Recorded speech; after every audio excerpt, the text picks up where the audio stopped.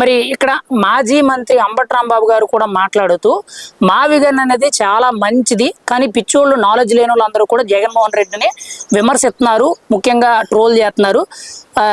ముఖ్యంగా చూసుకుంటే మావిగన్ని డెవలప్ చేయడం వల్ల రాష్ట్రానికే మంచి, కానీ చంద్రబాబు 10 ఏళ్ల పాటు ముఖ్యమంత్రిగా అమరావతికి వచ్చినా ఇప్పటి వరకు డెవలప్ చేయలేదు, అంతా అవినీతిమయమైనట్టు మాట్లాడుతున్నారు. ఏమంటే మొదటి 5 సంవత్సరాలు అమరావతికి బిల్డింగ్లు ఏర్పాటు చేయడం జరిగింది నారా చంద్రబాబు నాయుడు గారు. మధ్యలో మీరు వచ్చారు కదా 5 సంవత్సరాలు, ఏం చేశాడు అంబటి రాంబాబు? అప్పుడు మాట్లాడలేదే జగన్ గారితో?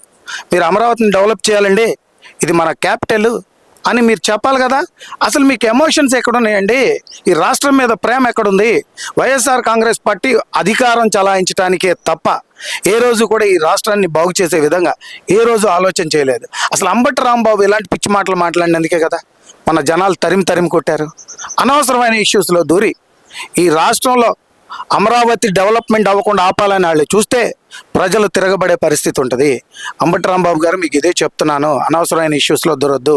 అమరావతి అనేది ఆంధ్రుల అమరావతి, అది ప్రతి ఒక్కరికి కూడా కోపం వస్తుంది, అనవసరమైన మాటలు మాట్లాడొద్దని చెప్తున్నా.